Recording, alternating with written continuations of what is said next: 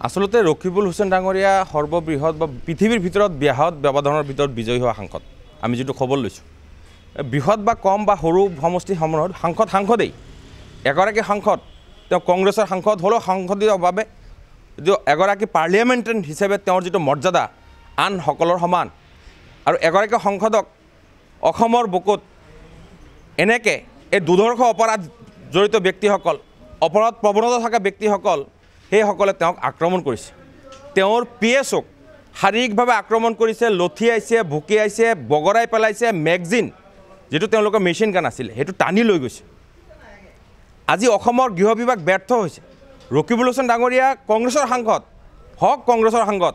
তেওঁক এনেকৈ ৰাজহুৱাকৈ অপদস্থ কৰাটো এতিয়ালৈকে এগৰাকী অপৰাধীক তেওঁলোকে ধৰিব নোৱাৰিলে যি সময়ত তেওঁ অচিক ফোন কৰিছে এছপি ডাঙৰীয়াকো কৈছে যে তেওঁৰ এই মিটিঙলৈ যোৱা পথটোত তেওঁ নিৰাপত্তাৰক্ষীৰ প্ৰয়োজন আছে বুলি তেওঁ আগতীয়াকৈ জনোৱাৰ পিছতো তেওঁলোকৰ সিকিউৰিটিৰ মিজাৰটো মিটিঙত লোৱা বুলি কৈছে এছপিয়ে ৰাতি এছপিয়ে কৈছে যে সিকিউৰিটি মিজাৰটো আমি মিটিঙত দি থৈছোঁ কিন্তু তেওঁৰ যাত্ৰাপথত তেওঁ কিয় নিদিলে আজি সেই অঞ্চলটোত এই দুৰ্ধৰ্ষ অপৰাধীসকল যিসকল আনন্দ মিশ্ৰ তাতে এছপি থকা সময়ত দৌৰাই এইসকল পলাই ফুৰিছিল আৰু সেইসকল ব্যক্তি এতিয়া বিজেপিত সোমাই গৈ তেওঁলোকে ডিটাৰজেণ্ট লগাই এতিয়া ফ্ৰেছ হৈ গ'ল সেইসকল এতিয়া অপৰাধী নহয় আৰু সেইসকলক বিজেপিয়ে ইউজ কৰিছে তাত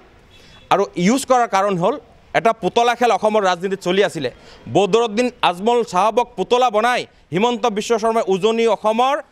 ভোটাৰসকলক আকৃষ্ট কৰাৰ কাৰণে এটা ৰাজনৈতিক কৌশল চলাই আছিলে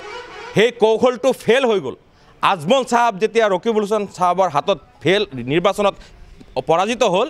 তেতিয়া হিমন্ত বিশ্ব শৰ্মা ডাঙৰীয়াৰ এই ৰাজনৈতিক পুতলা খেলটো বন্ধ হৈ গৈছে সেই পুতলা খেলটো আৰু খেলিব নোৱাৰিব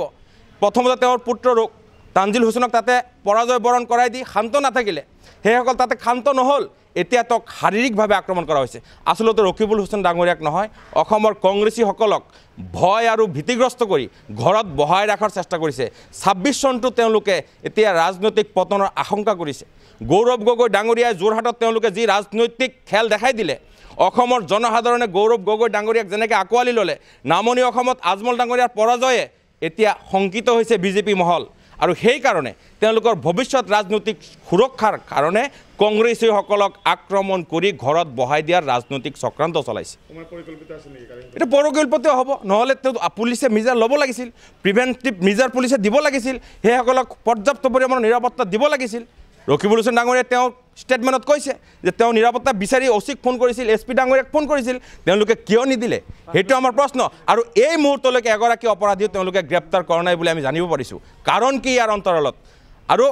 এই ধৰণে কংগ্ৰেছীসকলক আইন আদালত কানুন একো কংগ্ৰেছীসকলৰ অধিকাৰ নাই নেকি সংবিধানে যিসকলক যিটো মৰ্যাদা দিছে সেই মৰ্যাদা অনুযায়ী নাগৰিকসকলৰ প্ৰতি তেওঁলোক সহানুভূতি হ'ব লাগে আজি কংগ্ৰেছ চৰকাৰ থাকোঁতে এনেধৰণৰ ঘটনা অসমত ঘটা নাছিল আজি বিজেপিয়ে দিন দুপৰতে তেওঁলোকৰ প্ৰত্যক্ষ ছত্ৰছায়াত কংগ্ৰেছী সাংসদক আক্ৰমণ কৰা ঘটনাক আমি ধিক্কাৰ দিছোঁ অসমৰ গৃহ বিভাগে নিজৰ কাম কৰিব লাগে দায়িত্ব পালন কৰিব লাগে গৃহ বিভাগ ব্যৰ্থ হৈছে নাগৰিকৰ অধিকাৰ জনপ্ৰতিনিধিৰ অধিকাৰ জনপ্ৰতিনিধি ইউডিএফৰ বিধায়ক সাংসদেই হওক কংগ্ৰেছৰে হওক বিজেপিৰ হওক সকলো সাংসদ বিধায়কক জনপ্ৰতিনিধিক নিৰাপত্তা প্ৰদান কৰিব লাগে ৰাজনৈতিক বাতাবৰণটো সুস্থ কৰিব লাগে